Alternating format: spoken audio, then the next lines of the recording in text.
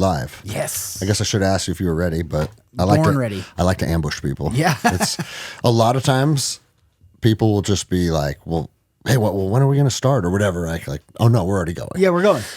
Because there people that aren't into this world very much, there's some nerves that come along with the record button. Right.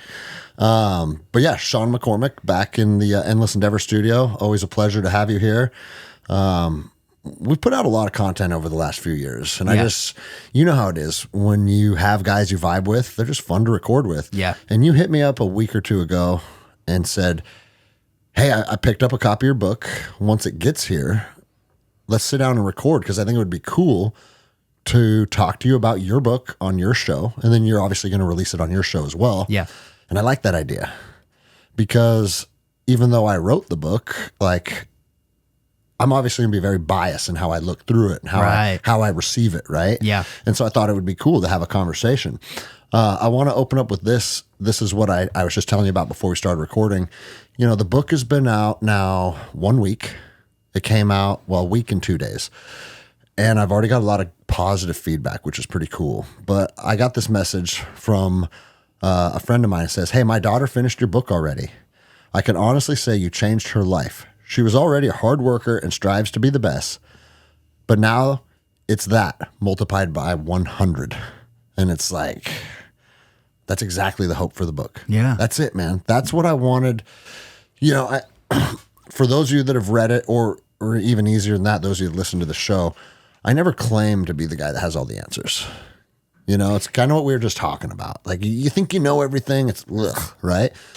But the other side of that same coin is, for those of us that have had a decent amount of life experience in different realms, I think it's important to share it, because now people can start to derive some value from our lessons without maybe having to make those same mistakes that you made. Right. And I think that's where the power of a book comes. And I say throughout the book, I'm not your guru. I'm not this guy that knows everything, but I'm also a guy that does know a lot now. 45 years old, a lot of life experience. And for the first time in my life, I felt comfortable sharing that with the world from a place of power. Yeah. And, bro, it's being received well, and I'm very proud of it. Yeah, and you should be. It's cool, man. Well, when you say things like, you know, I'm not a guru, I don't have all the answers, that's very charming. You're like, I know you're not placating, you're not setting people up for that. The fact that you're like, I don't have all the answers, I think about things, I've experienced things, and now I want to share some of this wisdom. That draws people to you, and that's why your podcast is so popular. That's why Forge Ferocity is popular. That's why your gym is popular, is because you have never pretended to be a savior. You're not a king. You're not, you know. Yeah. And that sort of humility that piggybacks off what you just said is like, I don't have it all figured out. Like, I have dark days, but I want to share what I have so far, and maybe it resonates with you, and maybe it doesn't. And I think that a book, and especially the way that you crafted it, the way that you set it up, I've never seen before. And I think that whoever's idea that was to set it up in 2 parts is really interesting. It was this guy's idea. It was you? Yeah. Yeah. Bro, I didn't talk to anyone before until moving into publication. Like, no editor, no like ghostwriting. No. That was once the book was done. That's when I hired a publishing team, and I hired them out of pocket to do so it remained self-published.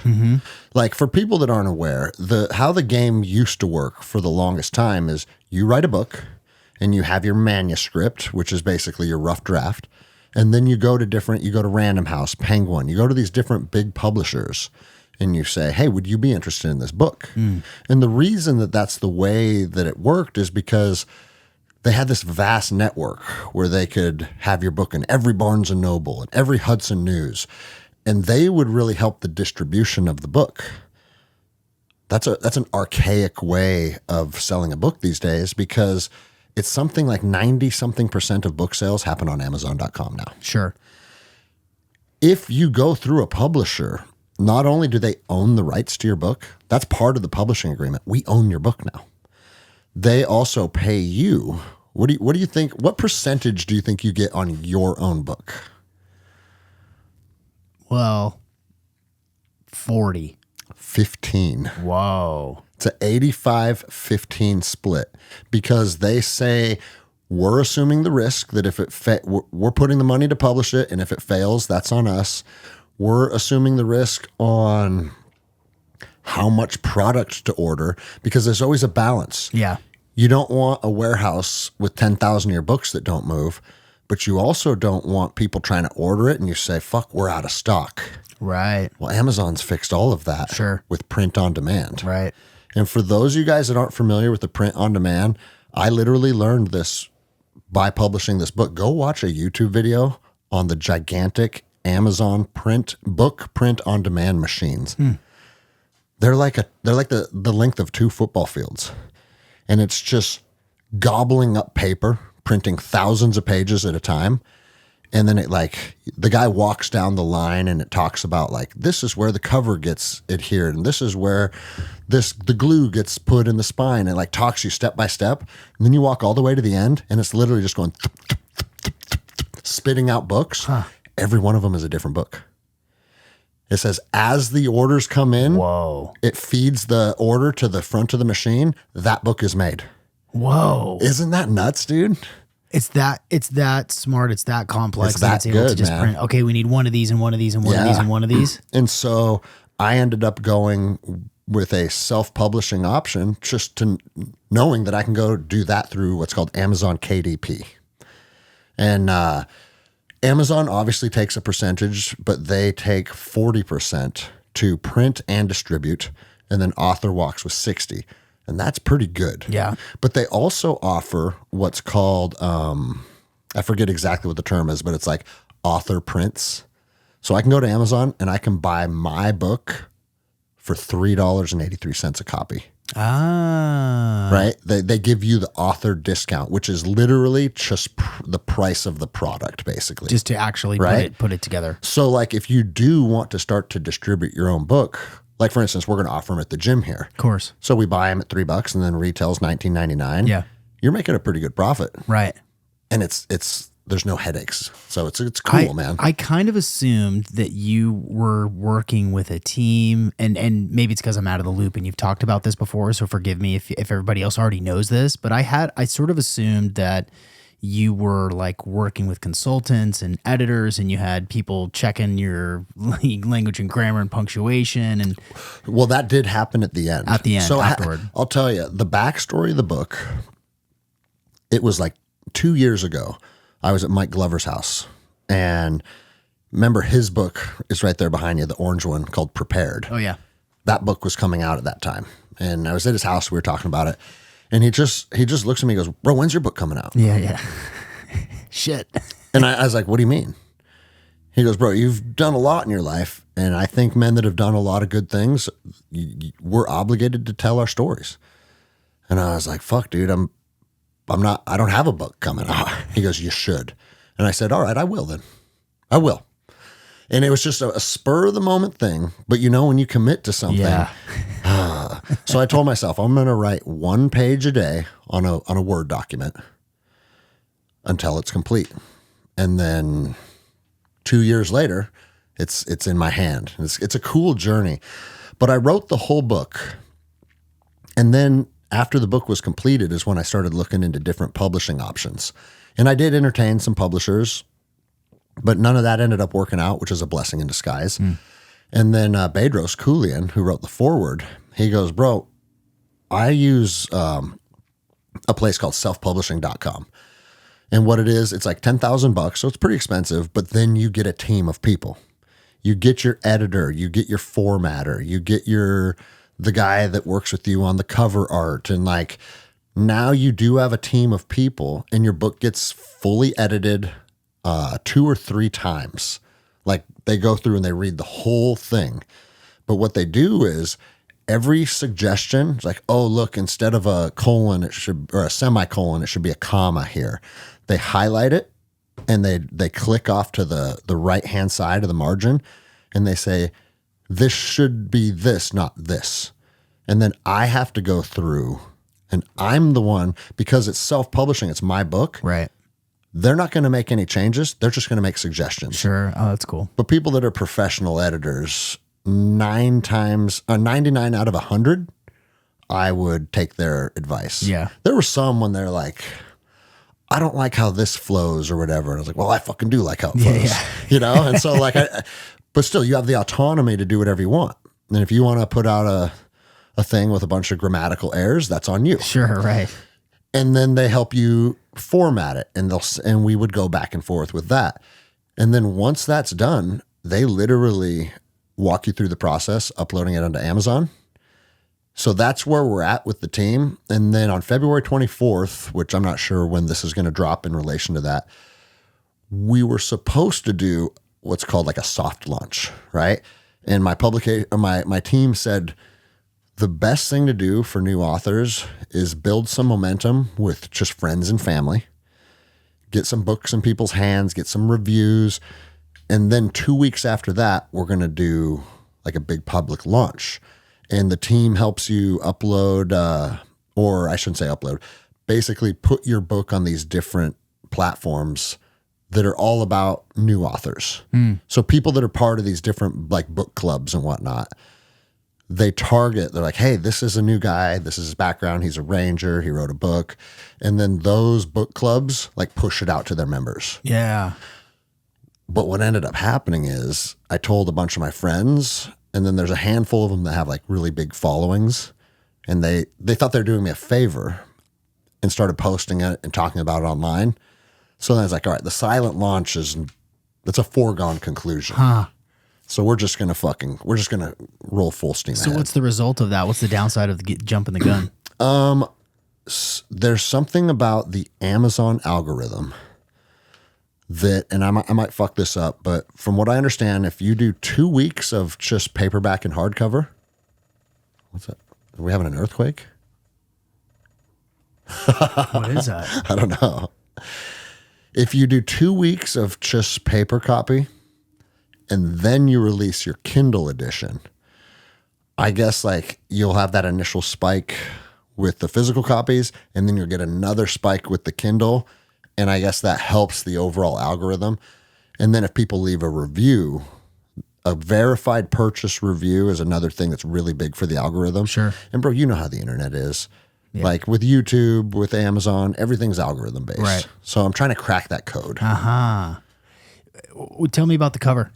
What's that picture taken from? So this is a cool story behind the cover. It was, my next journey is the ocean. Yeah. You know what I'm saying? I'm going to cross the ocean. Yeah. And I was talking to my team, and I was like, dude, everything, like the water calls to me. Like when I go sit in the beach and I look over the ocean, it's something that calls to me. It has since I was a little boy. I grew up on a fishing boat. I just feel at home in the water. And we were talking about that. And then they made this cover. They said, well, if you looking out over the ocean and like having some power in it, that might be an interesting cover. So we worked on some things, but there was no sun. It was all like as dark as this. And one of my wife's friends was over when I was talking to my team and looking back and forth, and I was showing them.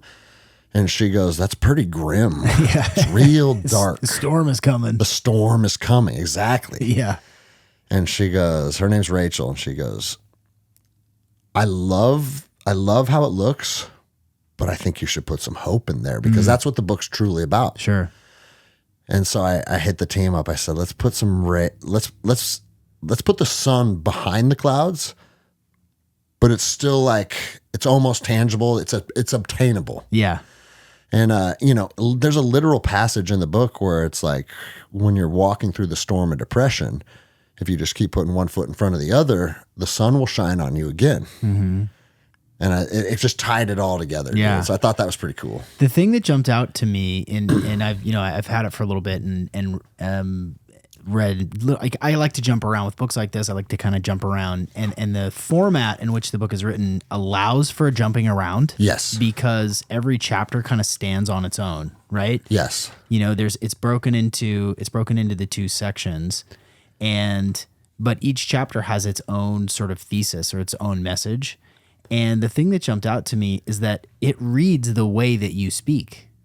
And so that self-publishing thing that you're talking about, I now makes total sense to me, because for everyone listening right now, whether it's on my podcast or your podcast, they're used to hearing you talk, and you're an excellent orator. You have very few verbal fillers. You have a thoughtful idea that has a start and a middle and an end. And the way that you write it sounds like you talking. And that's what I was hoping to capture. Yeah. That's also why I'm doing the Audible version. You have to. I have to, Yeah. you know, because a lot of authors, it's like $3,000 to pay a professional orators, I guess we'd call them, to read your book. And I'm learning something, because I'm on chapter 3 of the Audible version. I am not good at reading out loud. And so it's like, and I fuck it up. But the cool thing is through the podcast, I've gotten great at editing. Sure. So it's just fuck that sentence up and read it, go over it right again. Are you working or cognizant of doing like inflection on certain words? Are you churching it up? Or are you I'm trying. Yeah. You know, I want the Audible version to feel fun. Yeah. And this is what my hopes for the Audible version is, that you feel like you're listening to an episode of the podcast. Yeah. Yeah. Exactly. I don't want it to feel like I'm just sitting here reading a book. Sure. And it'll probably be somewhere in between, because at the end of the day, I think I thrive on little pre-planning, right? It's like, I'm gonna dive into this topic and we're just gonna see where it goes. Yeah. And you know what I found myself doing is changing words almost like mid-sentence. I'm like, I don't even know what to use as an example, but I'm going into like podcasting, not reading. And I'm like, no, that's not what it says. Yeah. That's just what I want to say right now, and have to redo it because I want it to match the book word for word. Yeah. I know there's a certain group of people that swear by the best way for your brain to retain knowledge is buy the Audible version and then read it in your hand simultaneously. That's cool. I haven't tried that yet, but I want people to be able to do that if that's the route they want to go. Yeah. Yeah. Breaking it up, if zooming out and kind of going back, when I first saw, and you talk about it in the book, but when I first saw you in your squad car call bullshit on the COVID stuff, I think everybody, and I think you said something like 10 million, or was it 10 million or 100 million views on that video, like ultra viral. 15 million. 15 million, and that doesn't count the other people who, like myself, that record it. That was one post. Yeah, right. And it wasn't my post. My own post organically was over 1 million. But a guy named Steve Sanchez, who is I think he's a talk radio host. He doesn't have a huge following, but he either screen recorded it or he reshared it. That's the one that went ultra viral. So shout out Steve Sanchez. Shout out Steve Sanchez. As soon as I saw that, and I think a lot of people saw that, and it was just it was the first time that anybody in law enforcement or any sort of governmental entity was like, this isn't right. This isn't right. Well, bro, everybody knew it wasn't right. Everybody right. knew in their heart. Everybody's bullshit meter was going off, and everybody knew, like, regardless. And I actually think this is a cool thing to discuss, because here we are 6 years later, and I think most people on both sides of the political aisle, regardless if we can sit down and have agreement on a variety of topics, one thing that I think both sides are starting to realize is the government has the government's best interest in mind. They do not have our best interest in mind. And at the time, it just felt, this isn't about helping people. This feels off. And I encourage people, listen to that thing inside of you. Yeah. Listen to your intuition. That's a gift that I was given in combat, because in combat, the hair on the back of your neck, like all people possess this power, but I don't think a lot of people have been put in a position where like people are actively trying to kill you on a regular basis. Right. So what that does is it teaches you to like listen to that intuition, because there's a reason. And during the beginning of the COVID pandemic, a lot of people's intuition was like, something's off. Something's off. Yeah. And we all felt it. We were all talking about it, but nobody would step up and say anything because I don't want to lose my job. Right. And, well, the universe, it's funny how the universe rewards people for doing what they deem to be the right thing. Yeah. Because that changed my whole life. Right. Well, that book exists as a byproduct of that moment. And the formalized sort of documentation of it, and all the detail that you have in here from your time in the military, the specifics, the names, the ranks, the dates, the times, all that stuff adds to it. It solidifies it into a single document, which I think is important for historical context. And it's important for your story, for people who remember you or saw that video and they were like, yeah, that guy's knows some stuff. And I think everybody that saw that, whether it was 6 years ago or 2 weeks ago, knows that you've got more to say. Yeah. Right? Well, and here, let me look for a quick second. I'll keep your spot. Yeah. That's the entire reason why in the beginning of the book, I say that exactly. I said, like, for the things, I'm going to talk about a lot of different things here about like the darkness, meaning like that everlasting struggle that we all deal with. It's between the ears. I think most people fight that battle at some point in their life, or it's a part of your life, probably for the duration of your life.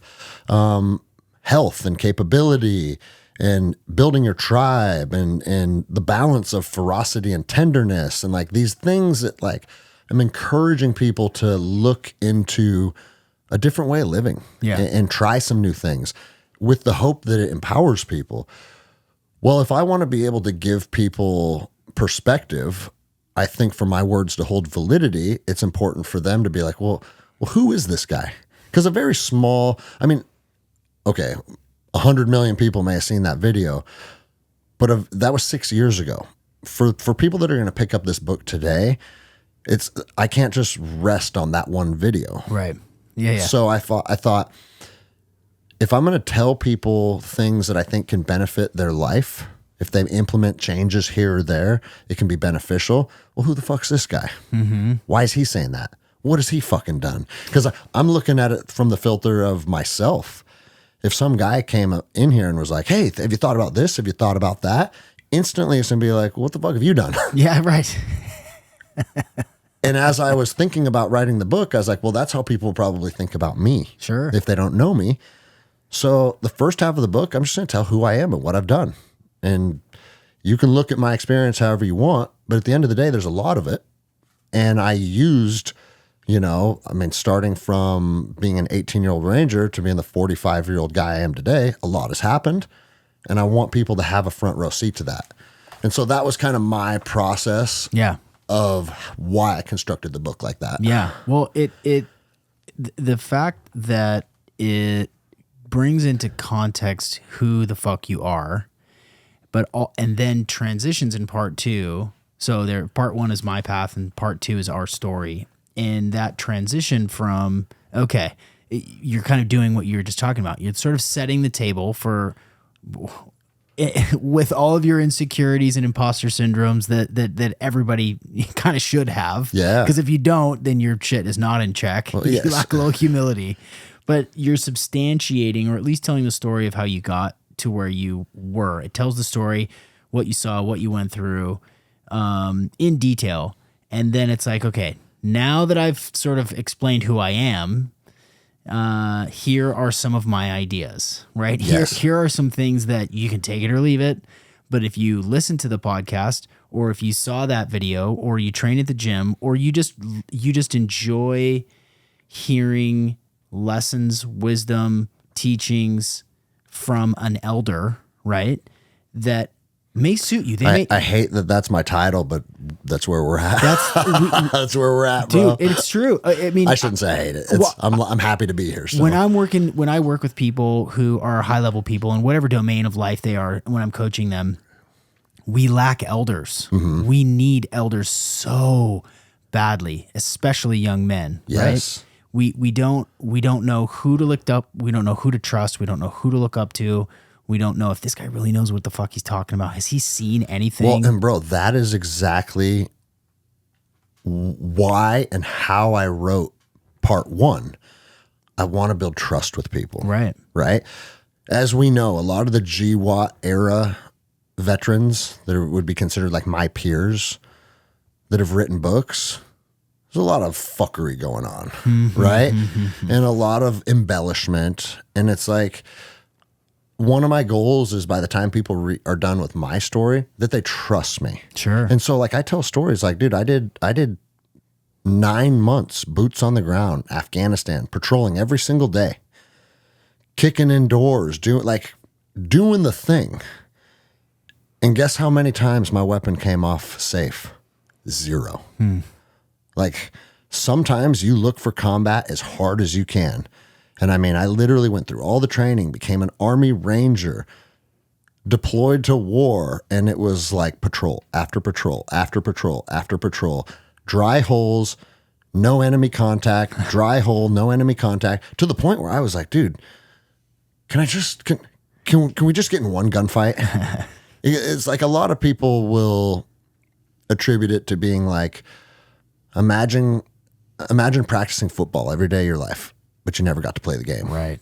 You were benched your whole life. You never once stepped foot in the real arena. Yeah. Nobody would want to do that. Right. So like your special operations forces, that's how those guys all feel.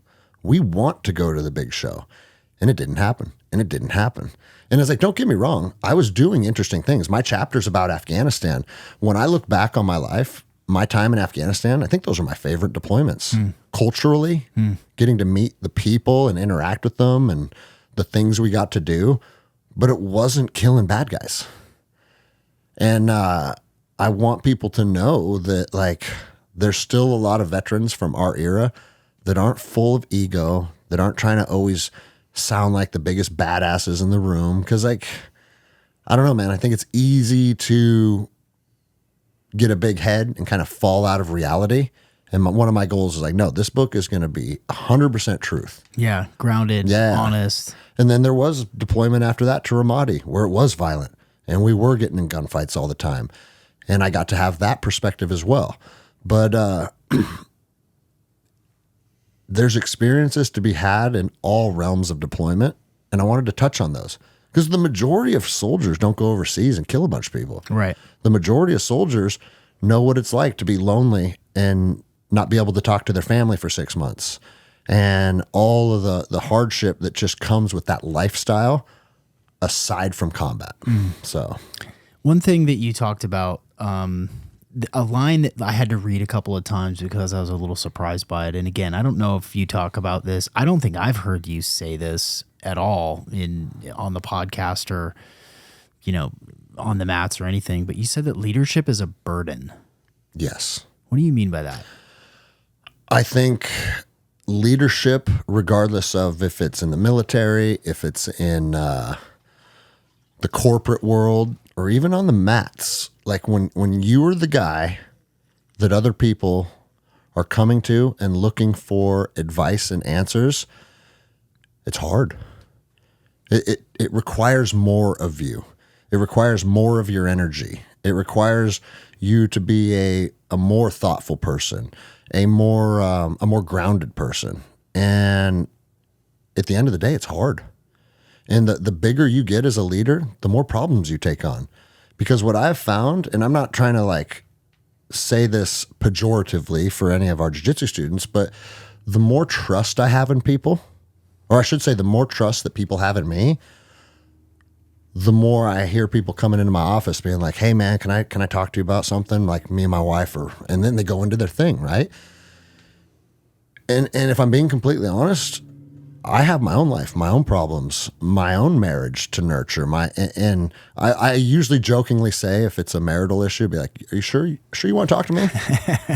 Look at my marriage before you talk." And I have a great marriage now, but it was a roller coaster. And maybe that's why they are talking to me, right? Maybe, yeah. But regardless, leadership being a burden is because the bigger you get, the more problems that come with it. Now, there's obviously the opposite of that. There's a lot of good that comes from leadership, being able to pour into people, help people. But I don't think I saw it as a deputy specifically, where people were always like frothing at the mouth to get promoted, and everybody's putting, I want to be a supervisor. I want to be a supervisor. I want to be a supervisor.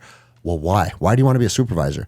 You know why most of them wanted to become a supervisor? Because it comes with a $30,000 pay raise. Sure. And I don't think that if you're motivated, and I am motivated by money. I like money. Like, I like being an entrepreneur. I'm not saying money is bad. But if you are drawn to a leadership position because of a financial incentive, I think the wrong people are called to that. 100%. Right. And what are we seeing with our politicians, right? Yeah. It's the exact same thing, just on a larger scale. Yeah. And I think the most competent leaders are typically the people that don't want it. It's like George Washington said, I don't want this. Yeah, right. I want to go back to Mount Vernon and plow my fields. Yeah. You're the guy, though. You're the guy. Yeah. And if you're looking around wondering who the guy is and you're not seeing anybody that really makes sense, it's probably time to look in the mirror. Yeah. And we're our own worst critics. I know, like, we're always reluctant to be like, maybe I am the guy. But it's taken me 45 years to get here. In certain realms, I'm the guy. Yeah. And it's not from a place of ego. It's from a place of, I believe in myself now. Yeah. But I do think, like, and, you know, I've talked about it on a couple episodes ago, like considering moving into politics just because of how dirty politics is getting. Like, as we're recording this, I don't know if you saw this morning, they're trying to move in a income tax in the state of Washington, right? Yeah. And it's something like 90% of the citizens don't want it. Yeah. They pass special legislation so they could passing it. Yeah. Anyways. Right. I don't want to be part of politics. I want to make a bunch of money.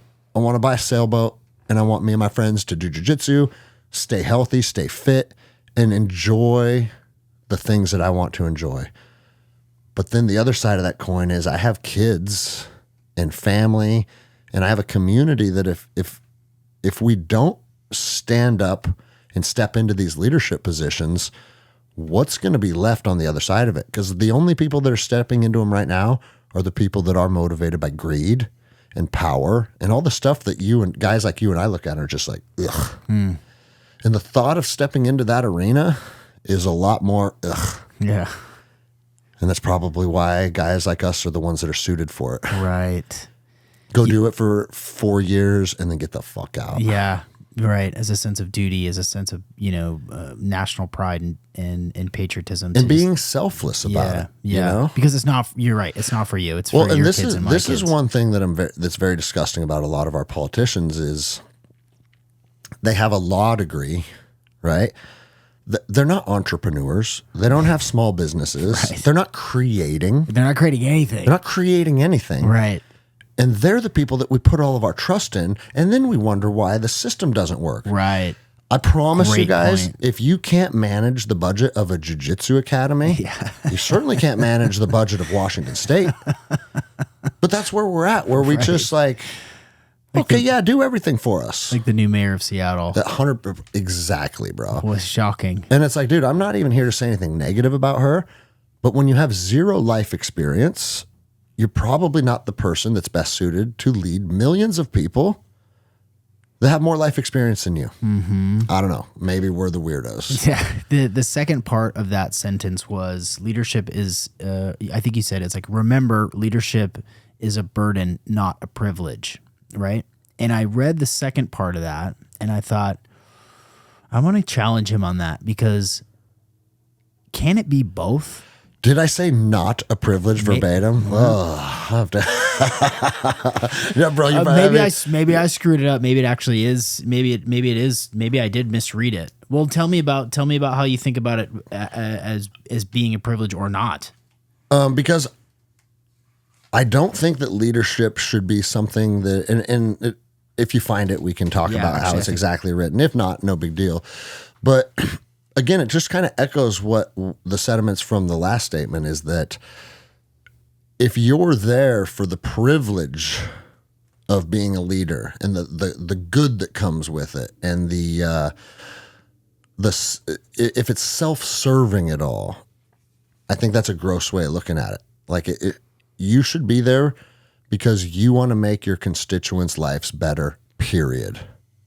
And you know what? I guess you could look at making your constituents' lives better as a privilege. Yeah. So, well, it's a different. It's not privilege in the way that now modern sort of cultural connotations of privilege. oh, like white privilege, all that bullshit. Yeah, it's not like that. It's not like, oh, you're better or you're better off, but like an honor. And I think that there is a distinction between what's an honor and what's a privilege. A privilege is, I think, something that's like given to you, right? Or at least something that it's sort of put on you. Mm-hmm. But I read it and I can't find it here, so I can't clarify because maybe I fucked that up. But but I thought that was kind of interesting. And you know, there's a Netflix series that's out, and it's about I forget which president. Really interesting. I'll have to go. In fact, I might even look at it up. But it was like he stood up and was speaking and gave a really moving speech at like a primary. This was right, and they're like, "Wait, we like that guy," and he's like, "No, No, I'm just giving the speech. I'm just giving the speech. He's the candidate. He's the candidate. Yeah. He's like, this isn't for me, but it's like, no, Garfield. Yeah. Right.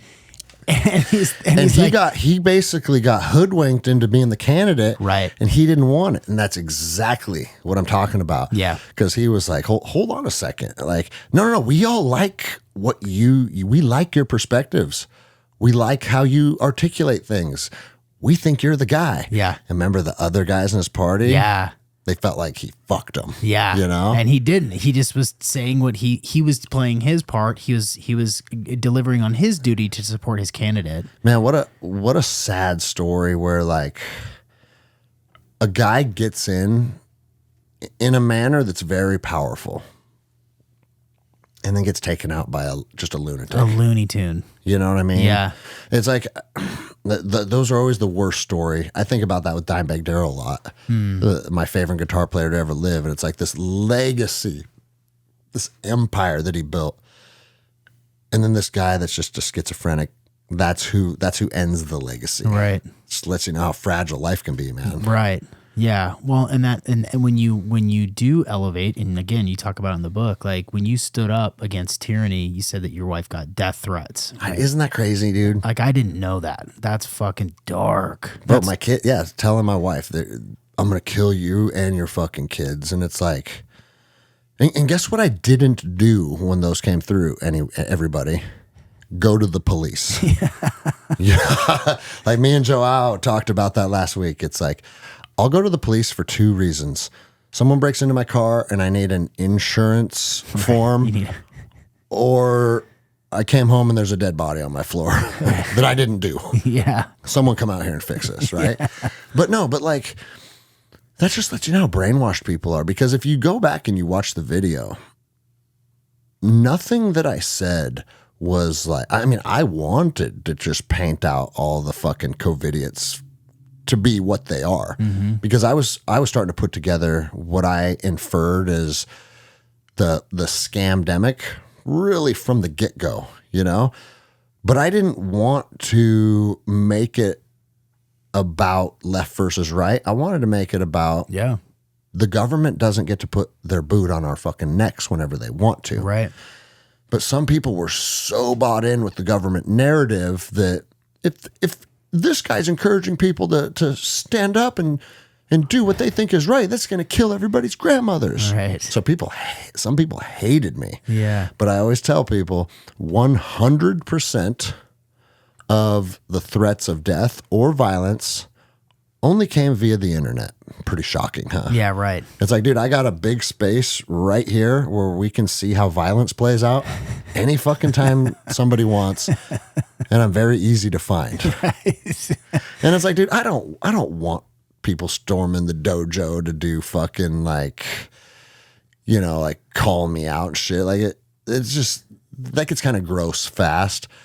But if you're gonna write my wife, you're gonna kill her. How about you come talk to me first, pussy? Yeah, you know. Yeah. Well, the statements from the squad car were not inflammatory. They were mellow. It was clear, and again, like that's only that's like one snapshot of of a number of stories that you have, and you've kind of lived like 3 lives already. Isn't it crazy, dude? It's crazy to think. I mean, the different phases of your life and service, and it's so now, as I think forward, as you're about to. For my audience that doesn't know this yet, this crazy motherfucker is going to get in a boat and row from Seattle to Hawaii. Yeah. Like, I know that you talk about it a lot on your pod, and I see the Instagram videos of you just like hammering the Concept 2 rower every day. That's my life right now. Right? Like, what the fuck? What's that about? I mean, initially, the seed was planted. I follow a guy on Instagram. His name is Jack Jarvis. Jack Jarvis Fit is his Instagram if you want to check him out. But he rode from New York to London last summer. So across the Atlantic. And he had a couple friends that did it with him. And I watched their journey and I was fascinated by it. I'm like, dude, what type of men go out there and do that? Right. And it's like, and I was so inspired by it, and it felt so like preposterous that I was like, you know what? I'm starting to encroach on violating one of my ethos, and that is vicariously living through other men. Mm-hmm. I don't watch football. I don't watch and if you like watching sports, I'm not trying to cast shade at you, but I feel like the majority of my time should be pursuing my own passions. And sure, I watch fighting sometimes, but I also pride myself in being a martial artist that trains all the time. And so like, to me, I look at fighting as something that it's an aspect of what we do, right? And so I was watching these men and I had that feeling. I was like, I'm getting.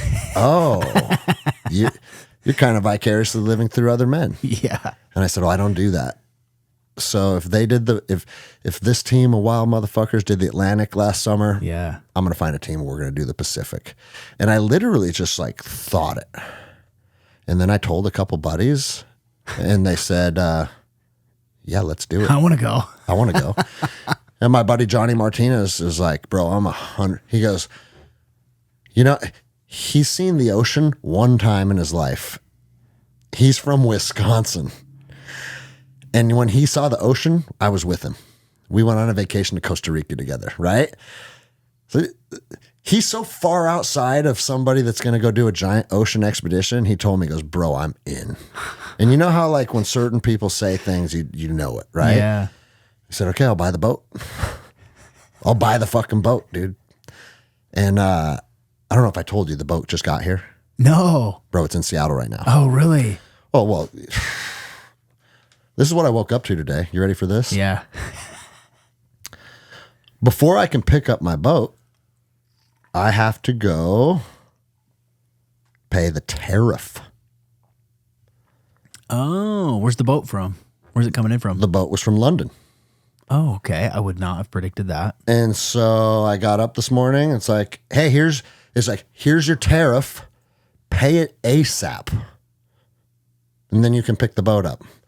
That's my tariff, bro. Ooh. $12,691.22 to pick up my own fucking boat. Whoa. And you wonder why I hate the government, right? But there's a part of me that thinks this journey is about, because I've been a ranger, I've been a police officer, I've been a fighter or a jiu-jitsu athlete. Like everything in my life is kind of one of those things that's typically guys that lean more right.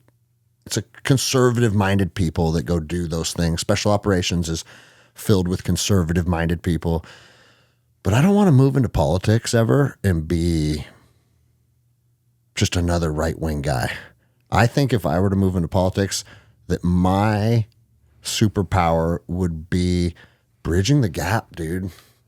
Because all the people that disagree with you and all these issues that we fight about, what we don't realize we're doing is we're squabbling down here begging for scraps while our kings and queens are at the top just living this life of lavish or doing whatever the fuck they want, violating the Constitution, like we just talked about with the Washington state income tax, like all these things, right? And I started thinking, I was like, you know what? Being an adventure athlete, doing big expeditions and stuff and documenting it, we're going to make a documentary about this. Yeah. And let people see a side of you when you're the most vulnerable you're ever going to be. There's going to be days we're scared out there. There's going to be days we're cold. You're always hungry. That's what Jack told me, because expedition rowing is about an 8,000 calorie a day expenditure. And he says, good luck eating more than 5. So you are always in a caloric deficit. You're sleeping in a little fucking cabin, half the size of this table. Yeah, curl up. Right? It's like, it's going to be a long, arduous process. Now, don't get me wrong. I'm excited about it because it's adventure. And adventure's always called to me. But at the same time, I'm not delusional that it's going to be probably the hardest thing I ever did. One thing Jack said to me, because I actually hit him up. I said, hey, you inspired me, and now I'm going to do this. He goes, let's hop on a Zoom and talk about shit. Nice. And he said, one thing that I did about a month or 2 out, he goes, I looked at myself in the mirror every morning and I said, it's going to be way fucking harder than you could ever imagine. Whatever you think you're preparing for now, just know it's going to be 100x that. And he goes, and the reason I did that is when I was out there and it got more unbearable than you think you can imagine, I got to tell myself one thing. Told you so. Yeah. And he's like, that was a little victory for me. Nice. Got to tell myself, I told you so. Yeah. Told you this was coming. See? Yeah. And so it's like, bro, when do most people in their life get to experience a hardship of that magnitude? Very Very few. people. And I can tell you, there was a part of me for a long time that wanted to experience that with like 200-mile races. Sure. Climbing Mount Everest. Like I wanted to do some of these things that just felt physically impossible. And when I started training for some of those things, dude, I got no cartilage in my left knee. And there was a part of me that was always sad that it's like, bro, your body can't handle being an ultra endurance athlete. And I started training on the rower, being zero impact. Bro, I might be close to bone on bone. It's zero pain. In fact, it's not even zero pain. I feel better. My knees feel better spending. I bet I might be like through 1,000,000 meters now on that thing. And so I was like, all right, this is the path where I can get to touch that like massive, arduous expedition and be able to find something that works for me. And I'd be able to walk in a year. Yeah, exactly. Right. Yeah. Because I'll tell you, bro, like I read, I probably have a lawsuit I could file against David Goggins because I read Can't Hurt Me. And I was like, you can't fucking hurt me. That's right, dude. And then you got hurt. And then I started running every day and my knee was going out. And I was literally like, run through the pain, bitch. Yeah, right. Run through the pain. And I probably logged 100 miles more than I should have. And it got to the point where I couldn't even walk. And I'm like, okay, I guess you can hurt me. Yeah, you stayed hard too long. I stayed hard too long, dude. And bro, that's a real thing too. Yeah. The older we get, the more you realize like the scales are, the weakness inside of you is always saying, give up, quit, this sucks, I'm cold, I'm tired, stop. And then the hard side of you is like, I can do anything and nothing can stop me. And it's the dichotomy between those two is interesting because we always want to celebrate the hard voice and call the voice that's telling you to stop the bitch voice or the weak voice. It's also the self-preservation voice. Yeah. Right? Right. Whereas the hard voice can sometimes, in my case, fucking degrade all of your cartilage. Sure.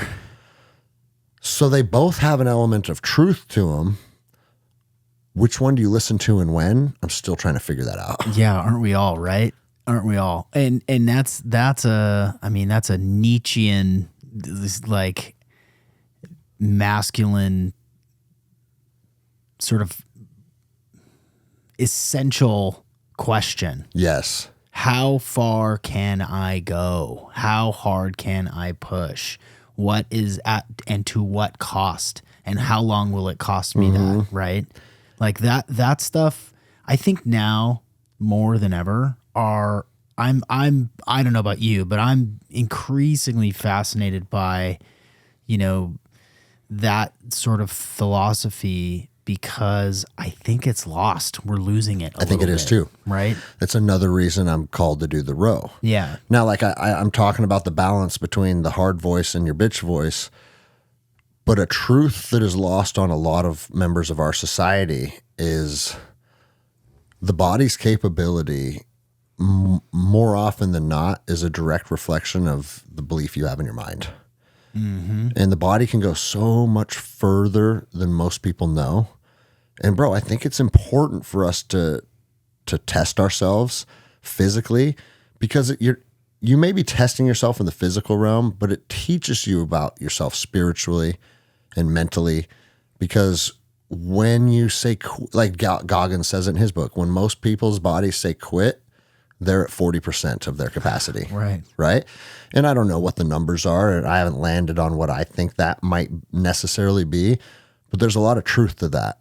Yeah. And if you look at our society, most people are fat and weak and they don't prioritize testing themselves physically. And there's a whole chapter on that in the book. Yeah. Like your body is a direct reflection of what you believe about yourself and how much discipline you have and how much you prioritize yourself. And when you walk in a room, your body tells a story to everybody in there about all of those things and how much you do prioritize yourself, how much you do value yourself. And so I talk a lot about that in the book. And all you have to do is go to any elementary school in the country, and I think more kids are fat than not now.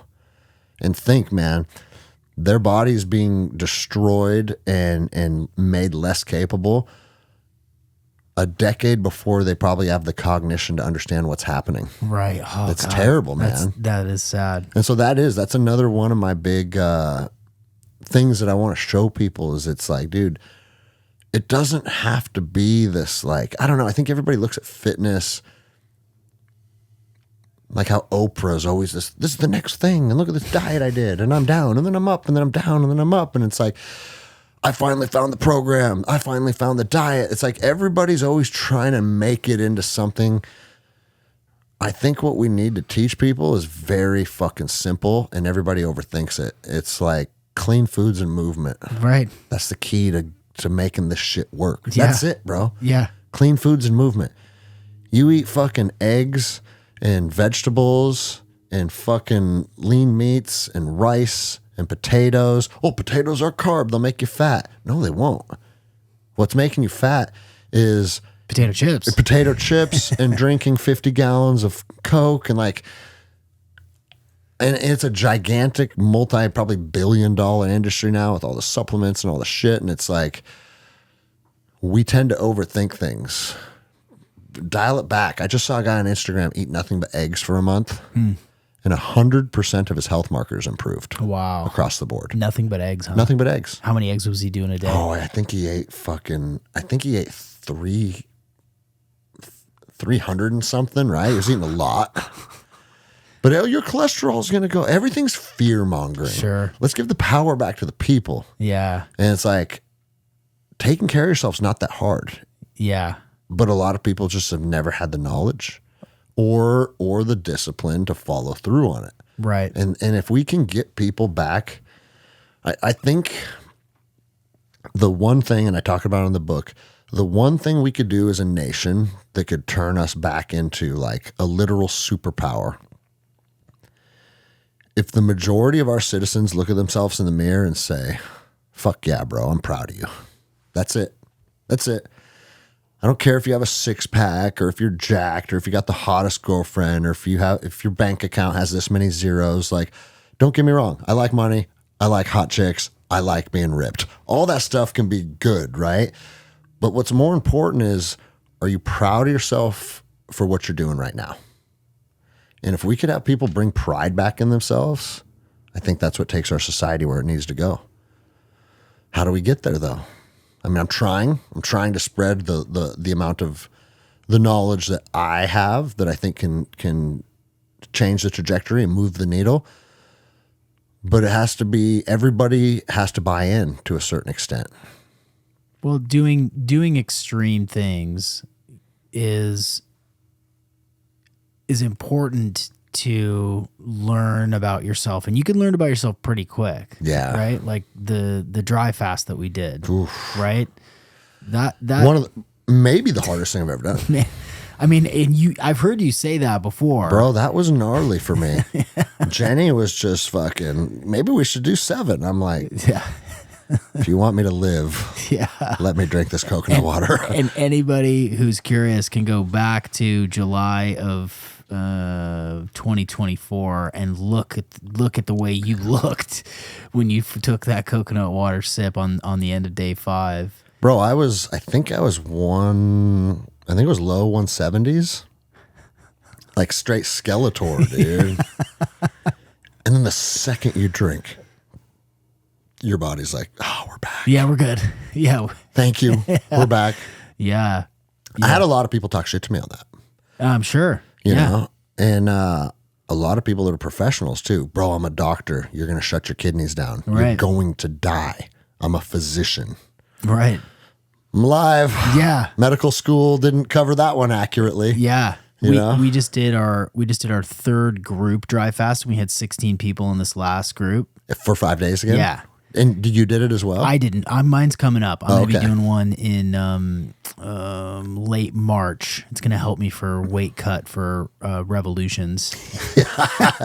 Dude, hey, how are you getting ready for the rev? I'm not going to eat or drink for 5 days. For 5 days. It'll be fine. Yeah. Yeah. So, and for those who don't know, the rev is a local jiu-jitsu tournament. Outside of Seattle, and a great jiu-jitsu tournament. It's the best one of the year. It is the best one of the year. And now it's only gi. Okay. They're not doing no gi, and they're going to combine the kids and the adults into one day. Got it. So it's going to be a wild day. But yeah, we just finished our 3rd group, and we had 16 participants. We had a number of people that came back a year later from group 2. We had people in Germany, in Spain, all around North America, men, women, different shapes and sizes with different issues that they were trying to tackle. But sometimes you got to do some extreme stuff to test yourself, to see what you're made of, to see what your brain does, how you react to like a controlled starvation. Yeah. Right? How does your mood or your emotions change when you are facing delirium from lack of food and water, and you learn a whole bunch about yourself? It's funny how I just read that book 1 second after. Have you ever read it? Mm-mm. It's about a electromagnetic pulse hitting America, and the grid goes down. Ah. And the moment the masses are hungry, everything that you thought the human race knew about civility is off the table. Isn't it 4 days or something? Is that what they say? It's like, isn't that how long it takes before supply chain falls down and then people are starting to raid their neighbors? And it's medicine, it's food, it's everything. And you don't have to go through that to experience. You can just put yourself through it and not eat or drink for 5 days. Yeah, but you feel the mind and body like having an absolute crazy urge to just take a single sip of water. Yeah. And here's the thing, man, like, cause during the dry fast, I would still shower, you know? Yeah. And I like to think of myself as a pretty disciplined person. And there's still that voice in my head saying, if you just opened your mouth and took a sip for 1 second, no one would have to know. Yeah. And then I was like, yeah, but then you'd be lying to your wife and you'd be lying to Sean. Yeah. And now you're a piece of shit. Dude. Yeah. You know, and I'd have to have that. That would go through my head. Yeah. Because when you got no water, your body's negotiating, you know? Yeah. If what I would encourage people, if they would, and everybody's life is different. So if your lifestyle could afford you to do this, if or when I do another dry fast, my calendar will be cleared. Yeah. I'm not driving the girls to gymnastics. Dude, I taught jujitsu the first 2 days. Yeah. Right? And day 1 and 2, you're still a fairly functioning human being. But if I'm ever going to do it again, I think I'm literally going to block out 5 days, go to my beach on the river, and just like sit there. Yeah. Because remember how good sitting in moving water felt? The best. You could just go up to I had one guy say, you're cheating because the skin absorbs water, and that's the same as drinking. And I'm like, fuck, man. You can't win with the internet. Yeah. You know? Well, I'm here to promise you it's not the same as drinking. No, it is not the same. Well, you said something about like dipping your face in the water and drinking water through your eyeballs. Oh, yeah. And now I suggest that to people. I'd suggest that to people because it is refreshing. Bro, I opened my eyes underwater and it literally felt like you're going. Yeah. Yeah. But I was like, I remember the book even talks about it. It said, hey, your skin and your other orifices and shit can absorb like minute amount of water. But what we're triggering with the dry fast is shutting the digestive tract down. Exactly. So if you could sit in water and maybe your skin gets a little hydrated or you feel like your eyes are drinking, that's not going to detract from what we're trying to create. Right. And so exactly, drink it up with your eyes. Yes. Take gulps of water through your eyeballs. Yeah. So one thing that I think is important to bring up to people is either a dry fast or rowing a boat across the Pacific Ocean or a lot of the different things that I talk about in the book. It's exactly like me watching those other men do something powerful. It's almost like it gives you permission. 100%. I'm so glad you said that. Yeah. And it's like, you know that movie, The Edge with Anthony Hopkins? Uh-huh. And he says to Alec Baldwin, he says, we're going to kill the bear. Other men have killed bears. Now we're going to kill the bear. Because what one man can do, another can do. I was a little kid when that came out. And that quote, what one man can do, another can do. And it's like, you see guys do wild ass shit. That tells you, you know what? I could do that if I wanted to. Mm. So now the only thing stopping me is a want. And if you want to do it, go fucking do it. Yeah. Bro, it's just like Nim's Purja. Have you watched that documentary, 14 Peaks? Oh, no. I'm familiar with it. I haven't seen it, though. Oh, dude. You and your wife should watch. When you need a good documentary, watch 14 Peaks. Okay. It's one of my favorites. There's 14 mountains that are called the 8,000ers. They're bigger than 8,000 meters. And there's only 14 of them. And so like that's like a feather in mountaineers' caps if they can do all 14.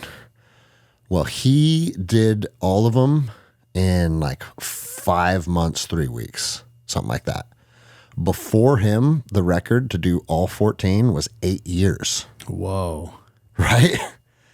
So he made this, obviously logistically, you got to be like, we do this one. And then the next day we get to base camp and we take a helicopter to this one and like turned it into this thing where it's like, and everybody said it's not possible. There's no fucking way. Because a lot of times it takes people 3 months to climb Mount Everest. Well, he did Mount Everest in fucking 48 hours. But the trick was he got acclimatized and then he stayed acclimatized while he bounced from mountain to mountain to mountain to mountain to mountain. Oh. So a lot of times big mountaineering expeditions are a long process because it's building into the acclimatization of it. The altitude especially? Yes. Yeah. Oh, that's exactly that's it. So he did that and it was like mind-boggling. Just going to stay up. Right? Yeah. And then a girl beat him the next year. Awesome. Her name's Kristen Harla, I believe. And like, it's like the 4-minute mile. No one can break the 4-minute mile. It's impossible for human physiology. And now it's like all kinds of people do. I was going to say everybody does it, but I certainly don't. Not with that knee. Yeah, dude, not my fucking prime of primes was I ever coming close to that, dude. The idea of not wanting to live vicariously through people, I think it gets to, I think everybody experiences that. everybody experiences that level of just kind of like being on the sidelines and waiting and watching and being like, oh man, that's so cool.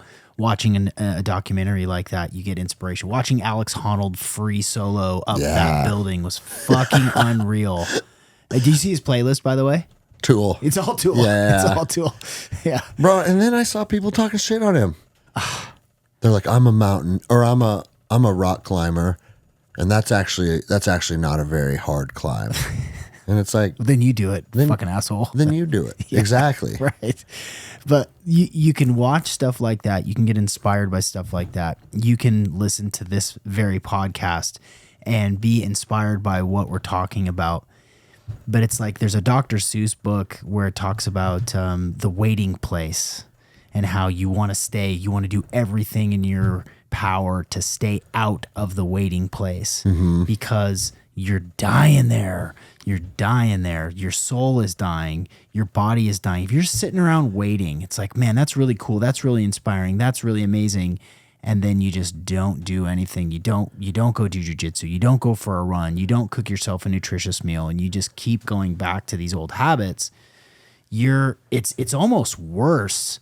You shouldn't watch that shit at all. You shouldn't watch it at all, because if you do, and then you got all this excitement, right? You got all these endorphins and positive emotions about watching this thing that is extraordinary, and then you don't do anything about it. You're kind of chipping away at that spark. Yeah. You know what I mean? 100%, dude. And it's you hear the guys fucking running around upstairs. Are they running, or are they doing is it 4 o'clock? Yeah, 4 o'clock. Throwing each other 4 o'clock practice started upstairs. If they get too much louder, I'm gonna send Joao up there and fucking kicking their asses, bro. When I say like don't vicariously live through other men, that doesn't mean every moment of my life I'm like, everything's about personal excellence and I'm doing this and I'm doing that. But I do think, like everything else in life, there's a balance. And because I watch alone, like I'll sit in bed. I'll usually have like a massage gun or something. Like I'm trying to like maximize efficiency. It's like, okay, I'm watching TV, but I'm also doing myofascial release, right? Yeah. Or I'll have a kettlebell in my hand and just doing shit like this. And I try and maximize my body when I am doing something like watching TV. I like that. But what I see with like, I always bring up the Seahawks because we're in Seattle. Yeah. They just won the Super Bowl, which I didn't even know until they were like playing in it. Uh-huh. And it's not the fact that you're spending an hour of your day watching a game you enjoy, because like if you want to do that, cool. I watch probably an hour of television a night before I go to bed. But it's more about the energy that it's like people are just die hard for this thing. Yeah. And it's a thing that you're not a part of. At all. And it's like, now you got your truck covered in their shit. Now you got their flags in your house covered in their shit. And now you're watching these men play this sport multiple times a week. And then it gets even grosser. It's like, well, actually, we get fucked up. We just drink a bunch of beer and watch other men accomplish their dreams. You got to ask yourself, it's like, man, if you spent all the time you watching other men out there accomplishing their dreams, because that's what they're doing. Yeah. Those guys have been playing football since they were little boys, and that's their fucking dream, and now they're doing it. Mm-hmm. And you're giving so much of your life energy into watching other men accomplish their dreams. I got to ask yourself, if you allocated that amount of time to pursuing your dreams, how different would your life be? Right. And that's not shitting on people that like football. No, enjoy the game, enjoy the craft, appreciate and respect, the Mike McDonald defense, like cool, good, great. I don't know who that is. Is Russell Wilson still on the team? Shut up. I swear to God, it's the only name I know from the Seahawks. And you really don't. Russell Wilson and who's the big famous guy that used to just fucking bulldoze everybody. Marshawn Lynch. Marshawn Lynch. He's gone though, right? He's gone. That's all I know, bro. That is amazing. I don't got time for that shit. No, you don't, apparently. You know? Fucking awesome. Russell Wilson's not on the team No, he's anymore? not on the team. No, he does. You know, he's Does definitely. he play football still? Kinda. You know how many thousands of people are going, what the fuck? Is that really? He really doesn't know. No, I'm not. Everybody I'm listening. not kidding, bro. That's priceless. Excellent point. And there's another. I want to go back to the book because there's another passage in there that I think is I think really important, and it kind of dovetails into this a little bit. And it talks about very briefly about being critical of people who are incompetent around you. Yes. You talk about competency and do your best, and also look to your right and to your left and ask yourself if the people around you are competent or not. Yes. And I think that this is really fucking fascinating because you have created tribes and tribes of competent men around you in various aspects of your life. And I think that there are a lot of people listening right now that think of themselves as competent. Now, you could be competent as a father. You could be competent as a in your job.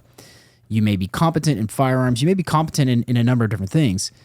But are you surrounding yourself with people who are competent or not? Or are you kind of surrounding yourself with people that are incompetent? That are totally incompetent. Yeah. And they're your buddies, they're your bros, they're high school buds or whatever. And I think that for those guys that think of themselves as competent, and they very well may be, they're kind of in a stuck place too, because they don't want to alienate their friends and they don't want to like leave them behind, right?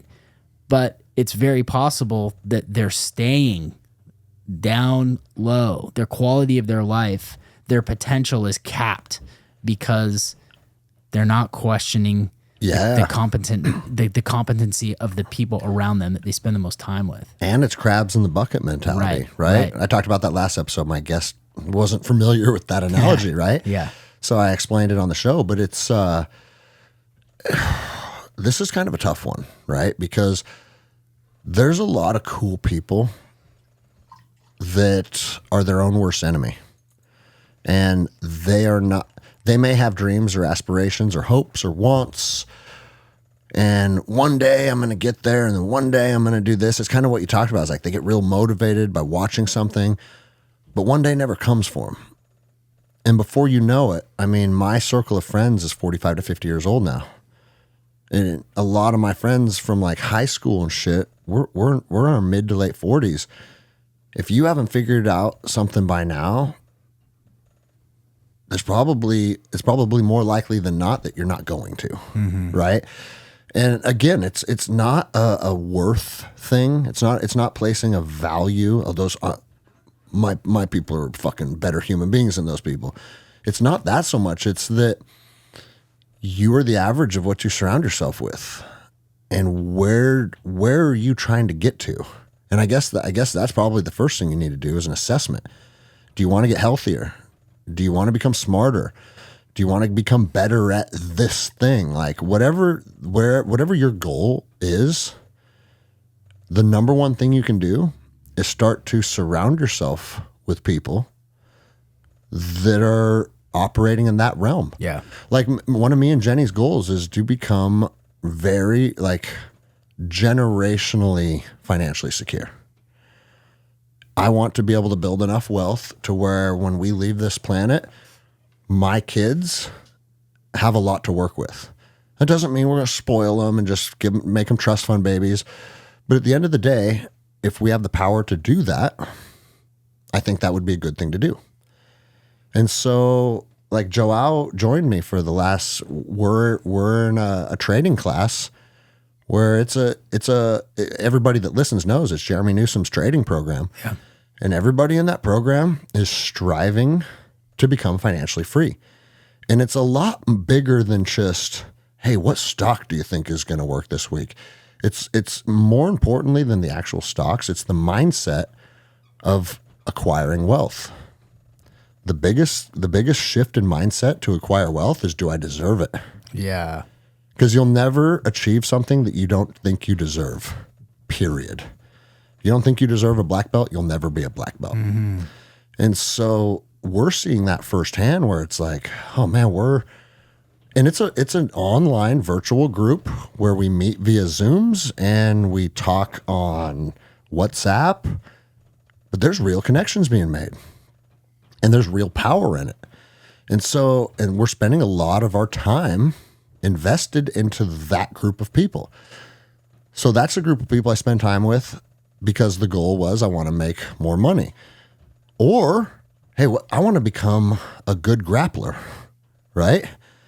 I don't know if you know the story of this gentleman sitting to my right, but I lived in Lake Elsinore. I worked downtown Los Angeles. 73-mile one-way commute. His gym's in Huntington Beach. It couldn't have been more inconvenient. And I was there every night because he was the reigning ADCC world champion. And we vibed and we clicked and we liked hanging out with each other too. I'm like, okay, I met this guy that's the best in the world at what he does, and I like being around him. I probably need to prioritize that if I want to get really, really good at this thing. 5 years later, he ties a black belt around my waist. So it's like the formula is not that difficult to understand. It's actually very simple to understand. It's just the commitment and the work that's the hard part. Yeah. But here's the neat thing about commitment and work, because like once the work is just your schedule, it's not that hard anymore. It's just what you do. So I hope people can pull that from the book if they don't pull it from the podcast. It's just what you do. It's just what you do. It's on your calendar. And that's the thing, bro. I mean, wait, you drove from Los Angeles to Huntington Beach, and then I would go over the Ortega Highway that takes you back into Lake Elsinore and get home late and kiss the kids goodnight. Like, I made a lot of sacrifices to do that. Yeah. But I had a plan, I had a reason, and then I just followed the schedule. Yeah. It's like, fuck, man, that's it. I mean, it's so simple. It's so simple. I mean, it's painfully simple that it's like, okay, you scheduled it. Like, that's what you do. And you just keep doing that. Just have it on the schedule, show up, be consistent, and good things will happen from that. Yeah. And I think the thing that I think a lot of people maybe don't think about is that it's not just that one thing. It's everything. It's all these other things that all start to happen too. That's why I did the steak and apples diet. Yeah. I wanted to show both myself and people. Because, bro, you can buy 500 books on diet. Everybody has an opinion. Everybody has the next greatest thing. This is what's going to lose all your fat, and this is what's going to energize you, and blah, blah, blah. And there may be a lot of value in what a lot of those people say.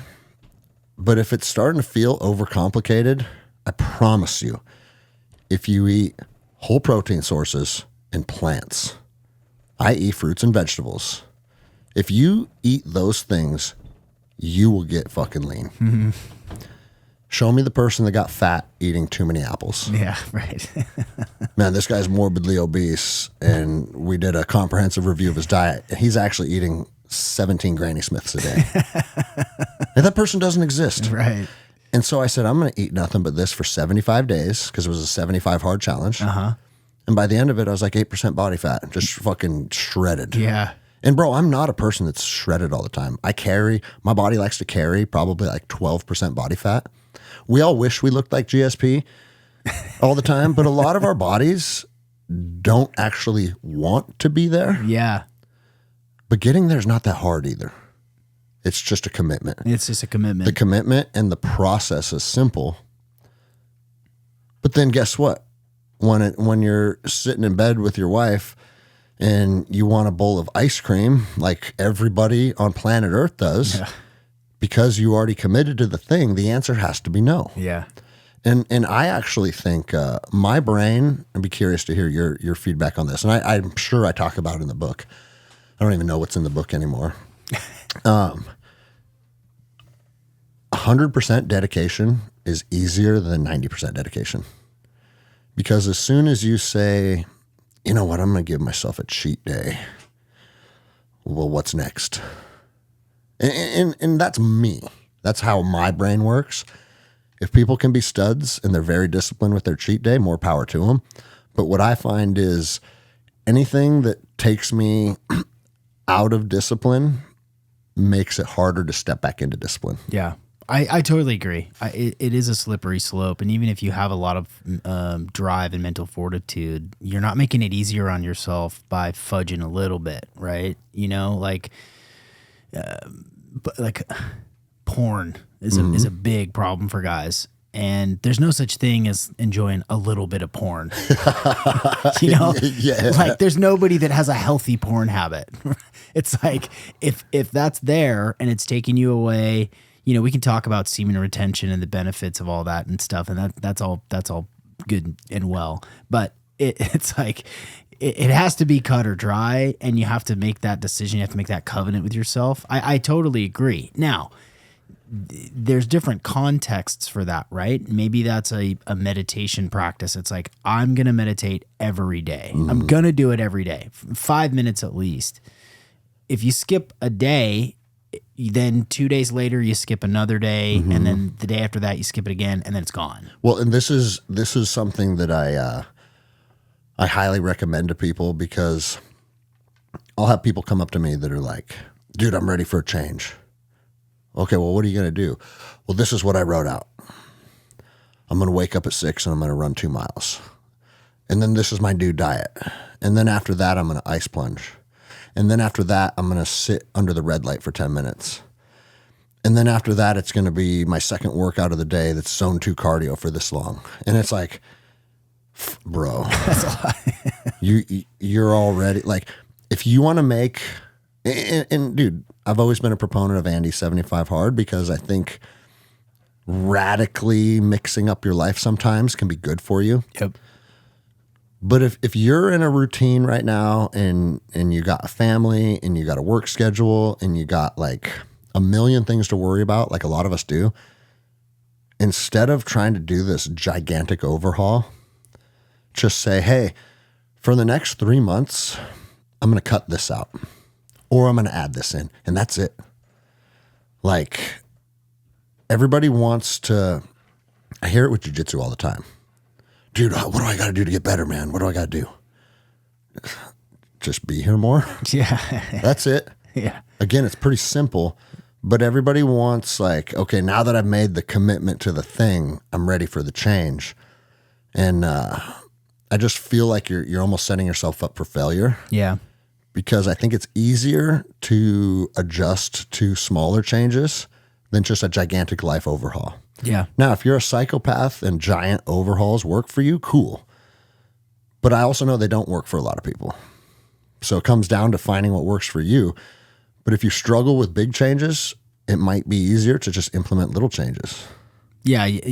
If you want to make a big change, don't overcomplicate it. Yeah. You know, don't set up little tripwires and stuff all over the place where it's easy to slip up. Oh, I didn't do that one thing. And I love 75 hard too. You know, it kind of sent me on, you know, a kind of a physique change has lasted for me. I didn't know you were fat. Yeah. Did you see the picture of the 210 long hair, bitch tits? Yeah, man, that was a moment. Dude, I'm just going to scroll. You know how you got 7,000 pictures in your phone, and you can never find the one you want to find when you're looking for it. Yeah. But I was completely wasting time scrolling the internet. Yeah. You want to talk about discipline? That's one of the ones that I have a hard time with. Me too. Straight up. Yeah. That's one of my hard ones. And that's one of the things that I'm excited for about this row is to really separate myself from certain things and lean into other things. Just as I'm saying, don't make massive life overhauls, right? But I've already made a lot of the small adjustments over, you know, my adult life where I feel like I'm in a place where this is feasible. But I was scrolling and I came across your picture of when you were fat. Yeah. And I thought, wait, what is this? What's going on here?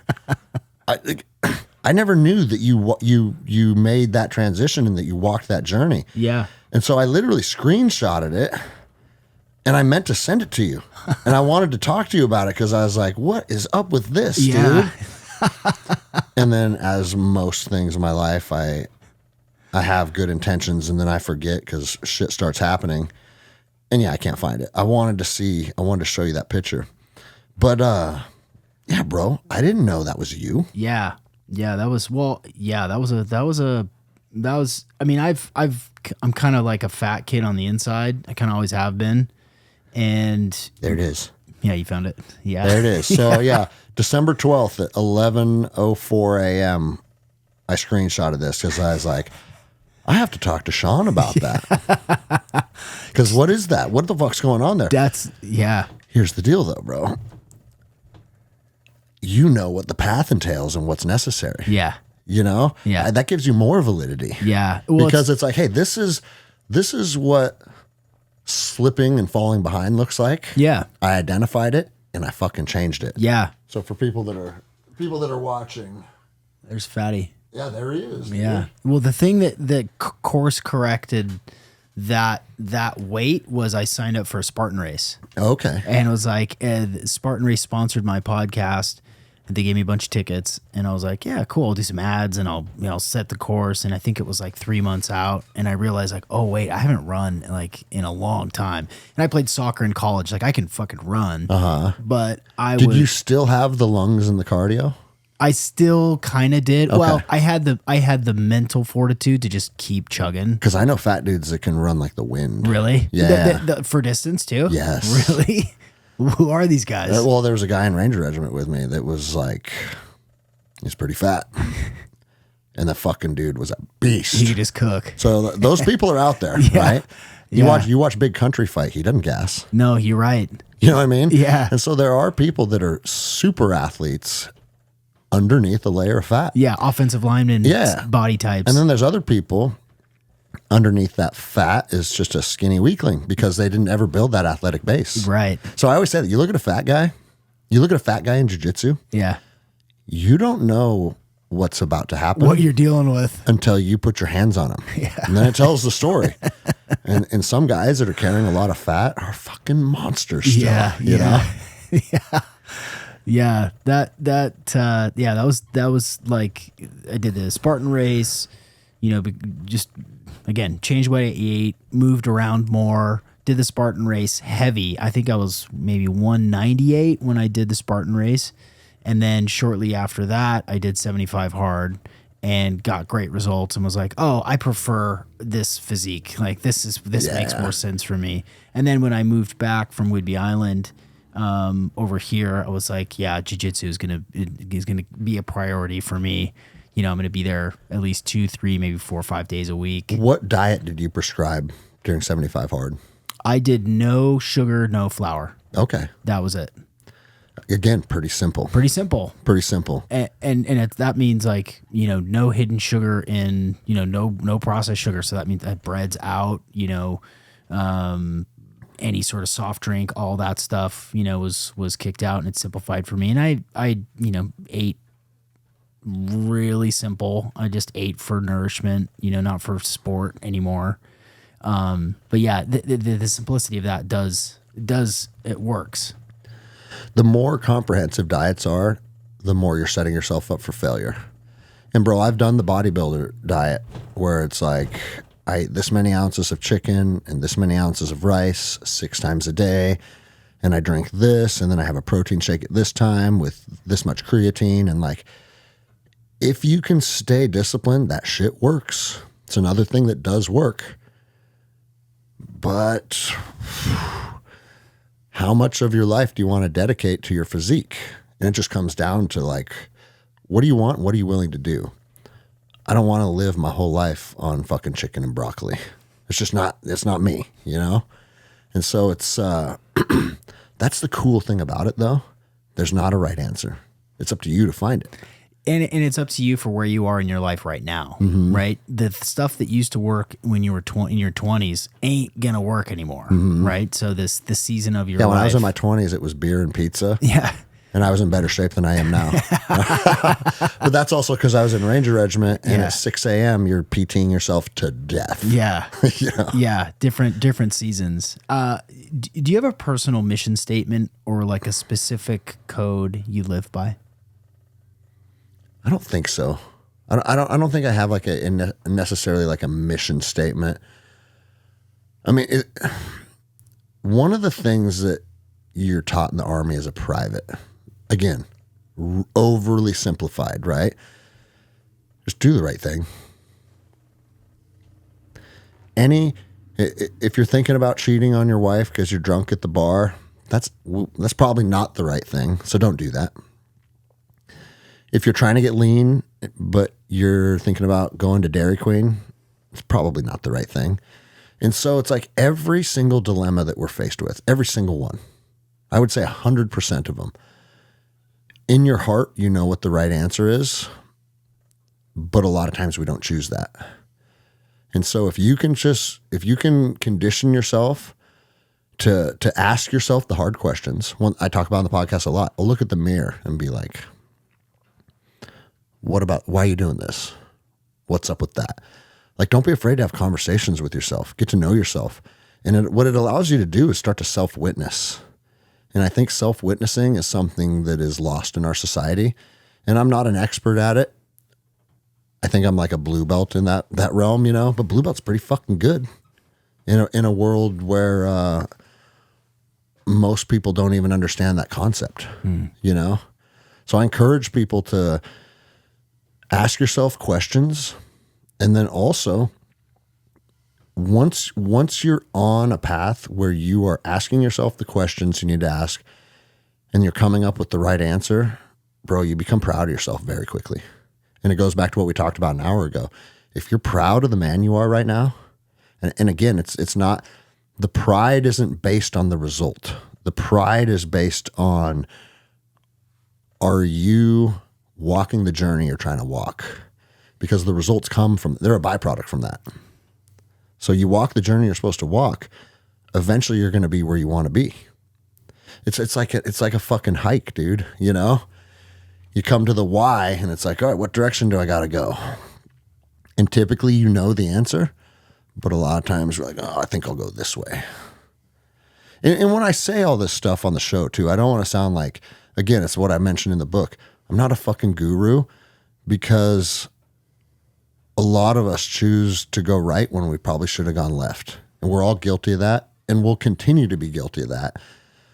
But I think if you're stacking more wins than losses, you're probably on the right trajectory.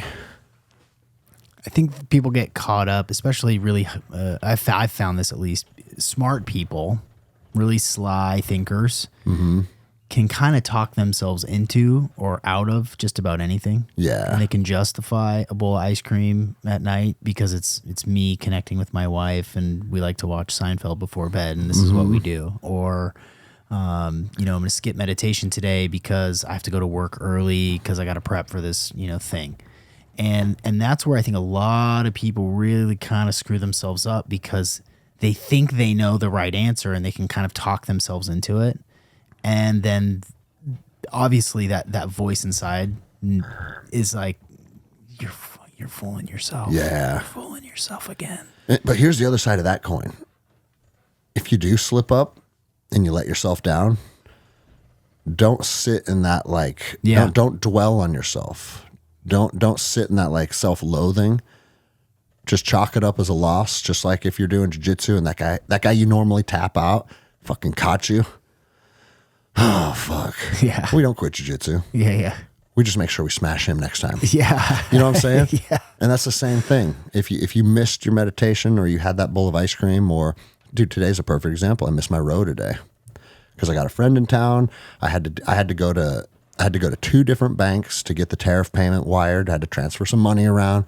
Each bank took 1 hour. And it's just like, what the fuck, right? And then I had this scheduled, and then after this is jiu-jitsu, and then after jiu-jitsu, we're barbecuing with Joao because he's in town and it's my homie, right? So what's more important? doing the barbecue with one of my best friends that's only in town for another day, or sitting on that rower for 2 hours. And it's like, all right, you failed yourself today. Tomorrow is a 2-hour row. Yeah. I'll get back up on the horse, you know? So you're going to double down? Yeah, okay. I have a logistical question about how much time we got, by the way? We got 4:30. Oh, we got 30 minutes. Okay. Yeah. If the guys upstairs is coming through the microphones and it's impeding your ability to enjoy this episode, I apologize. But I always say it's one of the byproducts of having a studio inside of a jiu-jitsu academy. They're consistent. They're getting after it up there. With the row, are you having a boat be with you and dropping food and supporting you? 100% unsupported mission. That's what I thought you said. I thought nobody's out there, dude. Nobody's coming to save you. And some people, I've actually had people express like almost disappointment in me.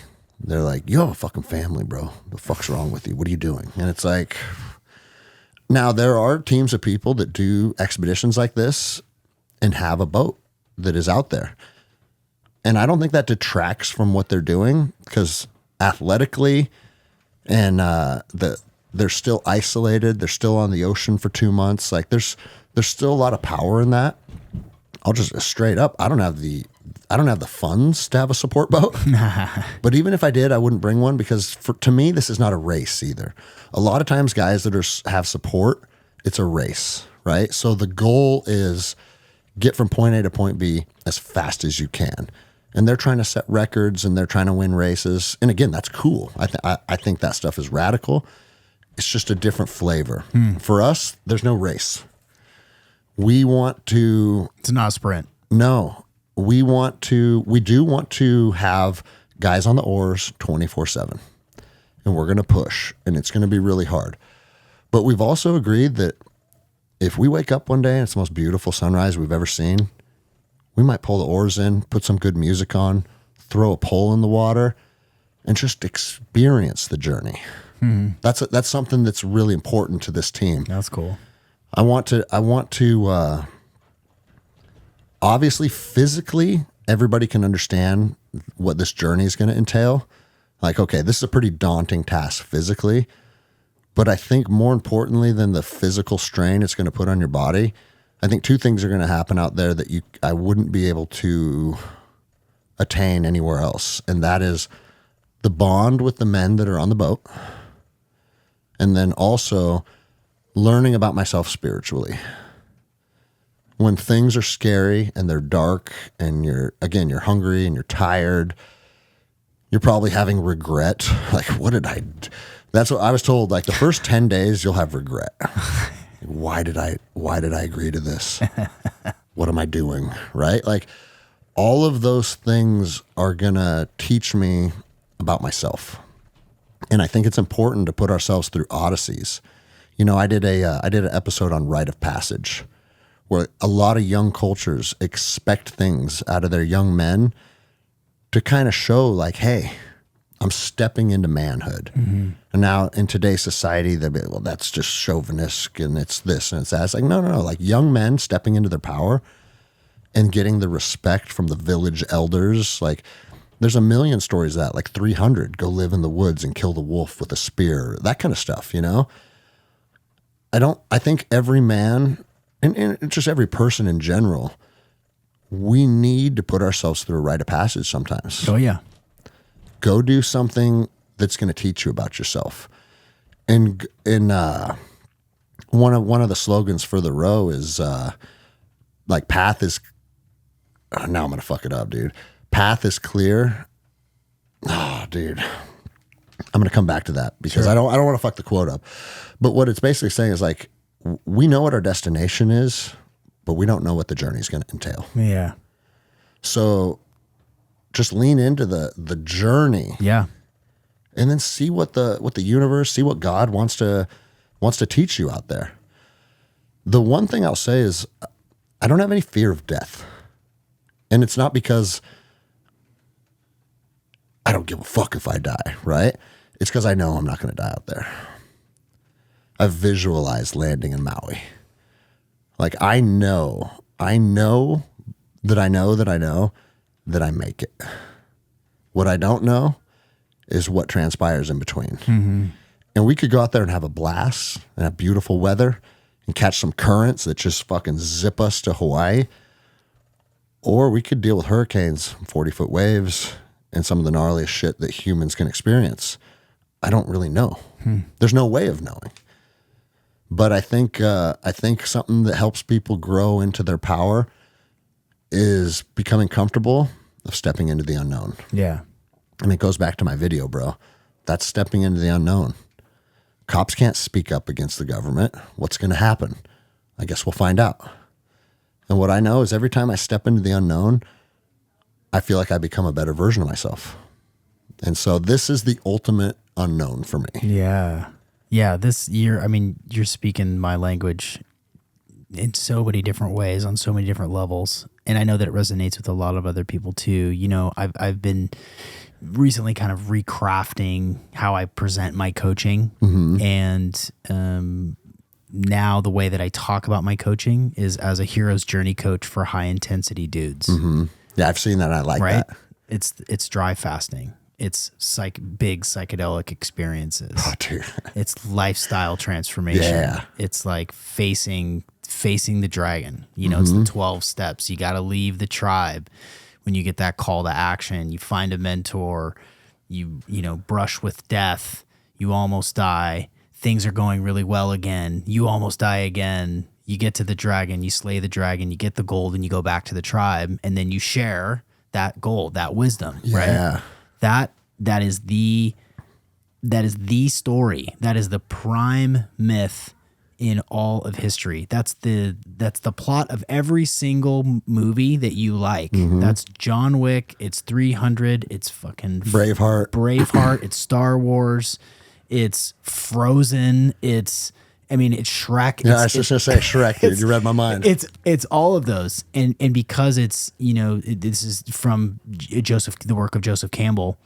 It's fundamental to us. Mm-hmm. It is what's coursing through our veins is this need to leave the tribe and come back and make it better. And it is the Odyssey itself. I mean, that is the key myth, and the initiation into that really matters. And I'm in the middle right now of planning a rite of passage for my son. He'll turn 13 in May. And so I'm putting together the little details about how I'm going to go about doing that with him. And then it's something that he can carry pride in. Right. Are you going to do it with him, or are you going to send him out on something? I'm going to do it with him. Okay. But when we're out there, he's going to have a lot of time by himself. Yeah. You know, like the Squire program is one of those. It's, you know, you've worked with the Squire program, and I love that. And I've thought about doing that too, but I think that it's just getting out in the woods, and I've got some things planned, you know, a spirit animal retrieval and some survival stuff to kind of help, because there's no, you know, I'm not going to put his hand in the mitten with fire ants, you know. Yeah. I'm not going to do the bullet ant. The bullet ant, right.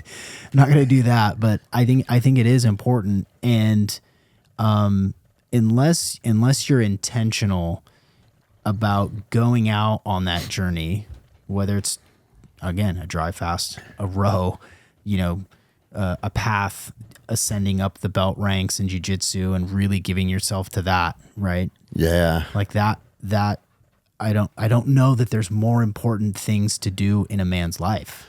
Well, one thing that I think, like, an important caveat for people that are listening,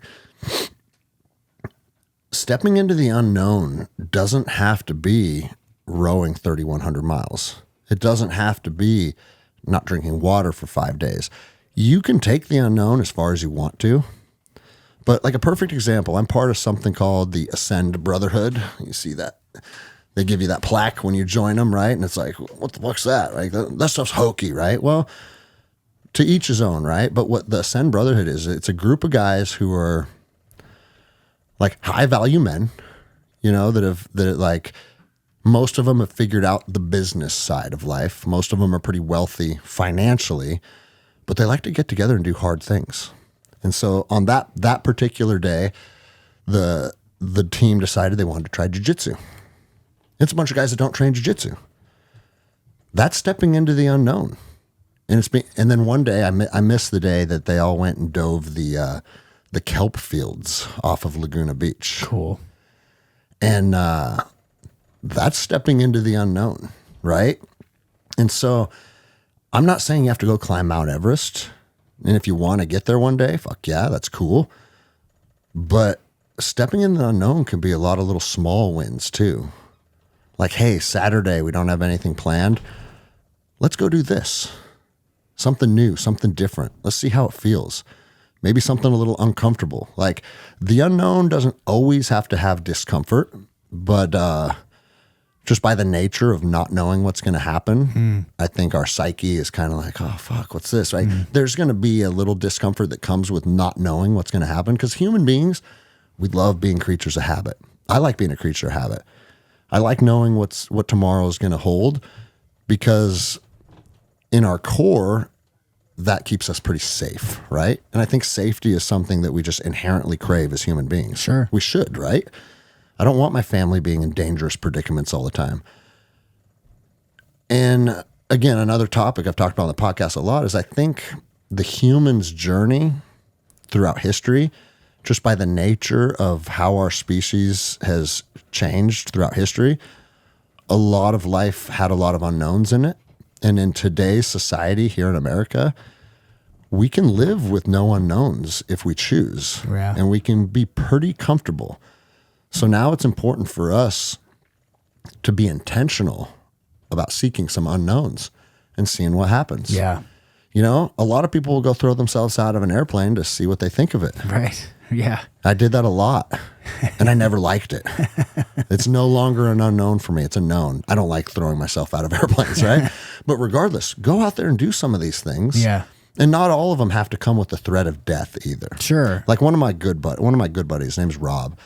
He goes out to Moab and jumps off of cliffs with a harness and like, I don't even know what it is, 300 feet of rope. Have you seen those? Yeah. They jump off this cliff. Oh, and swing. And they swing until they look like they're the size of an ant. He's like, bro, we're going to go do cliff jumping. Come with me. I said, I don't want to. I'm good. You can call me a pussy. Sure, that's an unknown, but that's an unknown that I don't really want to part. I've been on harnesses. I've roped out of helicopters. I've jumped out of airplanes. I've jumped out of a fucking hot air balloon one time, right? With a parachute on. Like, I've done a lot of that stuff, and that's not really for me. So, okay, so what is for you? And like the unknown, you could commit to fucking, you've mentioned it several times on the show, a new meditation practice. There's no danger in that, but there's a lot of unknowns. There's a lot of unknowns. Yeah. Yeah. I think I told you, like, it took me, I think just this last year is when I realized, like, oh, I think I just successfully meditated. You had that moment. Yeah, I got there. Yeah. Like I went on a journey in my mind. Yeah.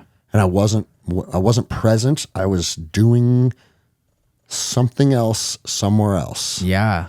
Well, you've laid out the distinction between like an external journey of experience and physicality versus an inward journey. Yeah. Right? A journey of the mind, a journey of consciousness. And for a lot of people, that's the scariest place to be, is inside your own mind. Right? Like one of my coaching clients with my suggestion is going to go do a dark retreat. My wealth coach is doing 5 days the end of this month. Yes. Going to Oregon for it. He didn't say where he was going, but that's the only one. Yeah, that's the biggest one. Because he actually asked me. He goes, I've decided I want to do a darkness retreat. And he goes like, I forget exactly what he said, but he asked me about like what I know about it and like the logistics of it. And I was like, I don't know much. I know there's one place in Oregon. He's like, yeah, that's the only place I saw too. Yeah. But they were booked out. They're booked way out. For like fucking 2 or 3 years. Yeah. So I don't know if he worked a deal with them or if he found another place or what the case may be. But yeah, you want to find the depths of your soul. Yeah. And that calls to me. Yeah, me too. At some point I will do that. Yeah, me too. Me too. That's one, that's one journey I have not done. And for people who are interested in pushing themselves out of their boundaries to go on that journey, sometimes it's sitting down and shutting the fuck up and closing your eyes and breathing and not moving for a while. Like some people have never ever done that. Well, right? bro, I'm here to tell you one of the most profound experiences of my entire life was when you were upstairs with me and we did the breath work with my brother-in-law. No drugs, no psychedelics, no darkness, no anything. Just a 90-minute. What's the title of his breath work? Oh, I can't remember. Somatic breath work. Right. 90-minute somatic breath work exercise. I was not expecting it to be. I mean, I had never met him before, and I was not expecting it to go that deep. And every single person up there went deep. Bro, I was able to. This isn't a like, oh, I felt like, oh, I think. That was the first time in my life when I could interact with external energies. And that's someone that's done ayahuasca, done fucking heroic doses of psilocybin. I've never been able to touch and feel and manipulate the external energy from my body. And it's not a maybe, I think. It's a new knowing. Mm-hmm. And every man up there had a new knowing. Yeah. How cool. And you want to know, remember what one of them said? He goes, if you told me that this was what we were going to do, I wouldn't have come. Right. Like, I'm not comfortable doing this. Yeah. And he goes, and it was the most profound experience of my life. Another guy said, this is the most emotional I've ever been in my entire life. First time I felt true love. True love. In a room with 10 men that didn't know each other. After doing jujitsu for an hour. Yeah. Right. I remember, I think it was you that said that. You're like, breath work paired with jujitsu. Yeah. I think that's because it's like external. Okay, let's take a break. Now let's go internal. Yeah, that exertion, that combination, I think, was just a perfect mix. You know, you go for a run, cool, but I think exerting at that level, and we weren't like killing each other. It was, it was instructional. But a lot of guys had never done jiu-jitsu before. Right. So when you're new to jiu-jitsu, yeah, jiu-jitsu is hard as fuck. Yeah. The better you get, the easier jiu-jitsu becomes. Yeah. Well, I'm waiting for that day because it's not it's not easy yet. No, not yet. I was rolling with one of my blue belts yesterday, and he wrestled, and he runs 50 miles at a time, and he's a stud. And the way he was rolling was just like, right? And I said, hey, bro, this is going to sound counterproductive. Try a little less. If you try a little less, everything's going to become a little easier. And I was like, that's probably a metaphor for life. Yeah, right. You know? Yeah. Did he get it? He got the concept. That was literally like a night or two ago, though, so I don't know. Yeah. Tonight I'm going to watch him and be like, are you trying less, bro? Everybody else is going to look over like, what? Try less. Well, bro, I also think that's the transition from blue to purple. I think purple belts, at least one of my expectations of purple belts is I can ramp it up and be the gnarliest motherfucker in the room, or I can just go, you know what? I'm going to chill and really focus on my technique today. Mm-hmm. Because, bro, if you have crisp technique, people aren't passing your guard. Right. And it's not this arduous thing like, you ain't passing my fucking guard. It's like, no, I believe in my guard. I have good knee to elbow connection. And I'm just going to be relaxed while you try and make your technique work against my technique. And it's not going to. Mm-hmm. Like, tell yourself the story, believe it, and then see what happens. Mm-hmm. And it's cool, man. It is cool. And that's why jiu-jitsu is the ultimate metaphor for life. Yeah, it is. Yeah. Yeah, I always get a little nervous coming up here and training with you guys just because everybody in here is just, I mean, it's very high level. Mm-hmm. It's very high level, and everyone's fit and everyone's focused and everyone's sharp and they're conditioned for a high level of intensity. Yeah. And so, for me going from my little gym with, kind of the same 20, 25 guys, on a given day to come up here with a bunch of animals, I get the I'll tell you what, the butterflies. I keep saying I'm not rolling because of the row. Yeah. But I've started rolling with people I trust, and I'm not trying. So it's like I'll get a roll in with you tonight, right? Sweet.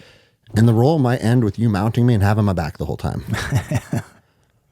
And I'm okay with that because I'm purposefully backing off intensity and just thinking about connection and angles. If I find myself wanting to breathe through my mouth, it's like, hey, you're pushing too hard. Nasal breathing only, and just see what this guy can do to you, and see if he can get the advantageous angle, if he can set you up, if he can. And you know what I think is going to happen? I think this phase of zero expectations on the mat, I'm just going out there to move with people that I feel safe with. I think it's actually really good for my jiu-jitsu. Yeah, that's good. Because for 22 years, I've been like, I want to win. And bro, I'm the first to say, because it's funny, I had a talk with some of the coaches in here the other day, and it's a good friend of mine, and he said, I think people are always talking about how jiu-jitsu kills the ego. He goes, I don't know if that's the case, man, because it feels like it's all ego in here sometimes because everyone's trying to win. And I don't think that's a bad thing. I think teaching yourself to find paths to victory is a healthy thing. Like, dude, if you were a fucking Spartan and you didn't know how to wield your sword and shield, you got killed. So it's probably important to practice with the mindset of obtaining victory. Where I think our ego does hurt us in jiu-jitsu is that if one of your brothers gets the upper hand, don't be mad about it.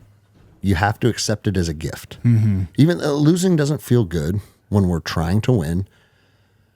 But don't ever use that as an opportunity to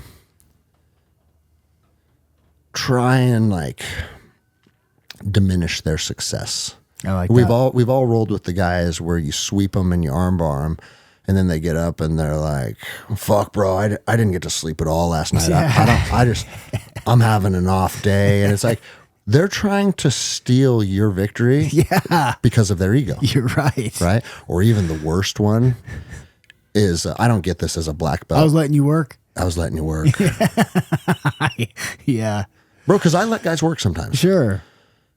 And if I'm letting them work and they find some success, I'm not going to try and take that from them. Yeah.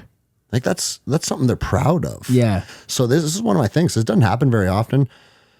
I mean, I think the last time it happened was like 2 years ago or something, but I got submitted by a blue belt and he put me to sleep. And when we were doing bow out, I said, hey, I want everybody in here to give Hayden a round of applause. He put Professor to sleep tonight. And that's the power of jiu-jitsu. That's awesome. That on any given day, if you're not minding what you need to be paying attention to and you're not doing the right things, you can get got. Yeah. And bro, and again, metaphor for life. Yeah. You know? Do the right things. Do the right things, man.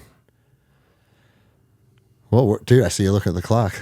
We're at 2 hours. We're at 2. Did you have anything else on your list you wanted to touch on before we wrap it up? No, man. I one sort of encapsulating question is, what do you hope people get from the book? I hope that people will read the book and just have the courage, because that's what it's called, courage through adversity. Have the courage to go out there and do something you've never done to become someone you've never been. That's the thing, man. That's the hero's journey, right? And if you can read that book and you can pull any value out of it, and I've already had a lot of people reach out to me that have, so I know it's in there. If people are in alignment with guys like us, there'll be people that read it and like, this is the stupidest shit I've ever read. And that's cool too, right? The production team I'm working with, he said, hey, just know that when your first 2-star review comes in and people say that you're a shitty writer and you write like an elementary student, like when that review comes in, don't get upset. That's a win. Because that means you're reaching people beyond your normal audience. Oh, that's good. And when you start to reach people that don't like your stuff, that means your web's extending. And I was like, cool, man. That's very cool. I like that. Well, I've enjoyed it, and I like the structure of it. I like that each chapter kind of stands on its own. I think that there's a lot in it. I'm gonna have my son read it for sure. And there's a few cuss words in there, but I try and minimize it. Oh, because I want it to be something that's consumable by everybody. Yeah, I don't want it to be like sometimes on my podcast, these motherfuckers, fuck these cocksuckers. Like sometimes I go off on here, and because I'm a human being and I have emotions, and sometimes they're up and sometimes they're down. But with the book, I was very intentional because I want it to be consumable by everybody. Yeah. And I think that's important. So for your listeners, do you do audio and video or just audio? I do both. Okay, so I'm going to hold it up then on the screen and just show them that is the book, Courage Through Adversity by Greg Anderson. And it's available on Amazon. Yeah. It's available, obviously, hardcover, paperback, and then Kindle gets released February 24th. And then the one on Audible will probably happen in about 40 to 60 days. Oh, that quick? Yeah. I'm trying to knock it out before the row. Yeah, it's in the show notes. You can click right through it and it'll take you right to it. It's definitely, if any of this resonated with you, listening wherever you are in the world, if any of this resonated with you and you want to hear an interesting story and you want to hear some great wisdom and you want to glean a bunch of useful stuff that's going to make you a better person, pick it up. Don't hesitate. It's worth it. And then I'll ask you this too. If you are kind enough to support me and pick up a copy of the book, after you're done with it, give me that honest review on Amazon. Yeah. Even if it's the 2-star review. Yeah. I should be like, no. If you think it's 4 stars or above, review it. 3 or below, just sit this one out. But no, I want real feedback, because one thing that I've learned through this process is that authoring a book is actually a pretty interesting journey in itself. And I'm already planning book number 2. Yeah. Which is going to tell the story of the Odyssey. Good. Yeah. So. Good. All right, bro. Another good one. Yeah, that's fucking radical. Thanks for coming up. Yeah.